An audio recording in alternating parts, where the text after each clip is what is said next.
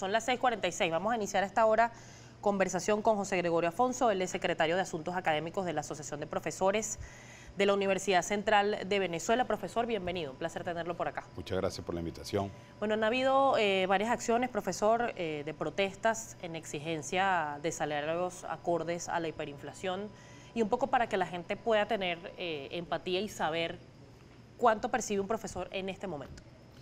Bueno, en este momento, con el aumento reciente que hizo el Ejecutivo Nacional a las tablas salariales, el profesor que más gana, es decir, aquel que tiene 15 años mínimo de trayectoria docente, 3 trabajos de ascenso, obra publicada y doctorado culminados, 52 millones de bolívares.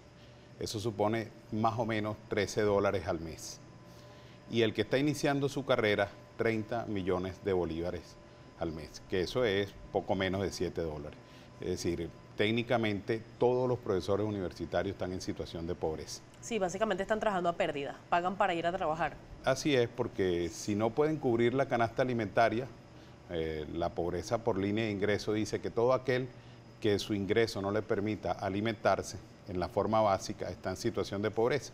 Y como lo dice el Banco Mundial, todo aquel que perciba menos de $1 diario efectivamente está en situación de pobreza extrema. Profesor, esta denuncia de los ingresos poco acordes a la situación económica del país, este reclamo se viene haciendo desde hace muchos años. ¿Cuándo se rompió la línea de comunicación con los titulares de la cartera de educación universitaria? Que además ha habido varios cambios de ministro también y siempre ha sido la misma discusión. Pero yo creo que el punto de inflexión es el año 2005. En el año 2005, previo al 2005, había una normativa que regulaba los salarios de las universidades que se llamaba norma de homologación. Esas normas se convenían entre el Ejecutivo Nacional y las universidades nacionales. Desde el 2005 se dejó esa práctica de convenir los salarios y se impuso la forma unilateral de los decretos presidenciales para aumentar salarios. Fue exactamente con el ministro Samuel Moncada, en su oportunidad profesor de la Universidad Central de Venezuela, profesor de Historia, quien por cierto no ha ido más a dar clases por allá. Bueno, desde ese momento se impusieron los aumentos unilaterales por parte del Ejecutivo con criterios que no establecían ni podían concebir en forma clara lo que era la actividad académica. Y bueno, desde ahí entramos a una espiral que llegó a un récord Guinness, es decir, en el año 2015 los 2 primeros escalafones del profesorado universitario estuvieron por debajo del salario mínimo. Es decir, algo que, para que la gente lo pueda imaginarse, los salarios de los profesores universitarios en Venezuela son inferiores a los salarios de los profesores universitarios en Etiopía.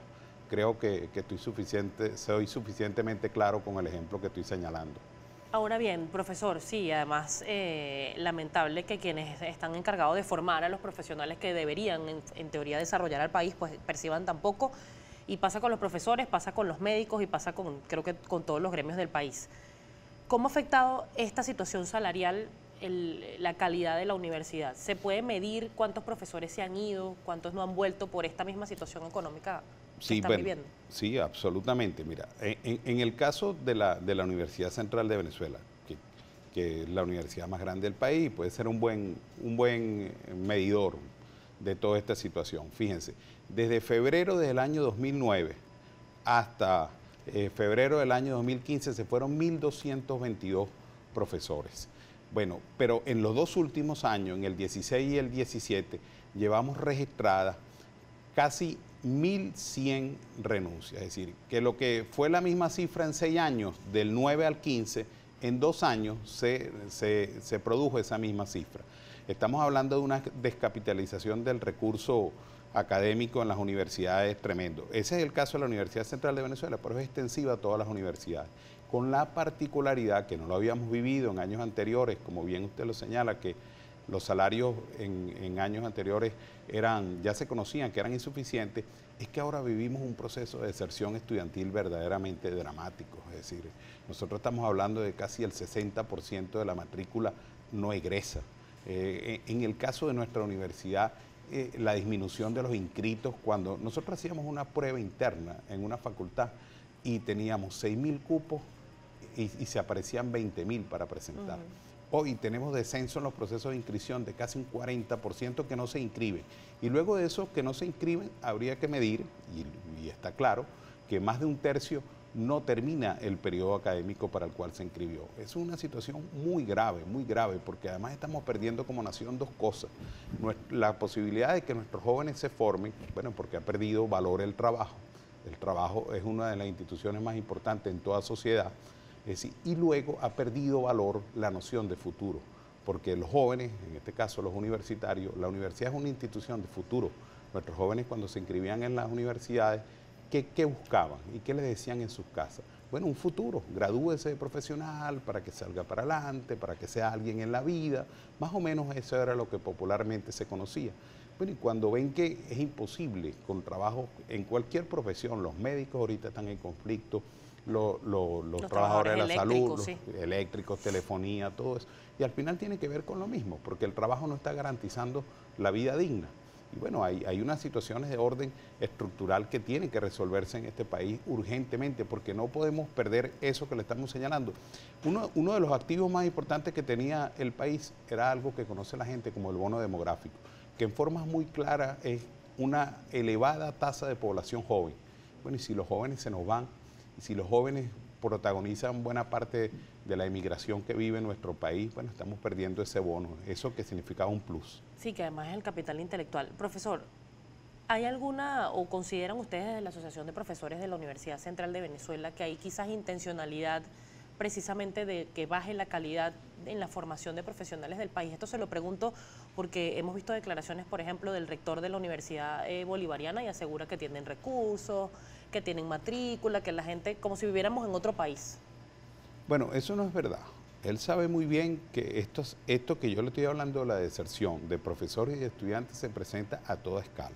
En todos los niveles. Claro, y en todas las empresas, en las públicas, en las privadas, en las del Estado, en PDVSA, que revisen cuál es la situación del holding de PDVSA, es decir, cuántos profesionales se van por mes. Que lo digan claramente, todos los conocemos, todos, porque nosotros tenemos profesores que trabajan en PDVSA, que trabajan en la universidad, nos conocemos, es un mundo de profesionales. Entonces, no es verdad lo que ellos dicen. Lo que yo sí creo es que si no hay intencionalidad, hay una suprema irresponsabilidad. La irresponsabilidad es porque este país necesita un acuerdo nacional de empresarios, de trabajadores, de académicos, es decir, para superar esta crisis. En este marco de hiperinflación se destruye todo. Se destruye el trabajo, se destruye la familia, se destruyen todos los órdenes de la vida social y económica del país. Y en vez de estar negándolo, lo que tiene es que promoverse un acuerdo, donde, por cierto, el Ejecutivo es el principal responsable de promoverlo. Un acuerdo nacional, y digo, bueno, ¿cómo reconducimos este país? ¿Cómo revaloramos el trabajo? Porque, es decir, ¿qué aumento les puede dar el Ejecutivo a cualquiera de los sectores en conflicto? Cualquier aumento que nos dé, a nosotros las tablas salariales de abril a julio se multiplicaron casi por 9. Nosotros estábamos cobrando hasta hace mes y medio el de más alto escalafón 5.800.000. Y ahora están en 50.000, se multiplicaron casi por 9, igual pero no efectivamente no da. Entonces significa que debe haber medidas mucho más estructurales y esas medidas tienen que acordarlas a la nación. Y así como en una familia, ¿quién tiene mayor responsabilidad en la familia? El jefe de familia, es él el que tiene que aportar la mayor cantidad de esfuerzos para que las cosas funcionen bien. ¿Y hay disposición del sector universitario de sentarse, profesor? Claro, los universitarios tenemos el diálogo, el encuentro, el razonamiento como herramientas, porque al final las ideas solo llevan a ese nivel de confrontación, no hay ninguna otra.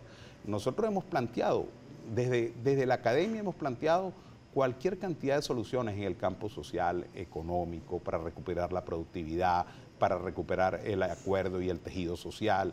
Pero bueno, la universidad en este país está claro que proponen, pero el gobierno no dispone en relación con ello.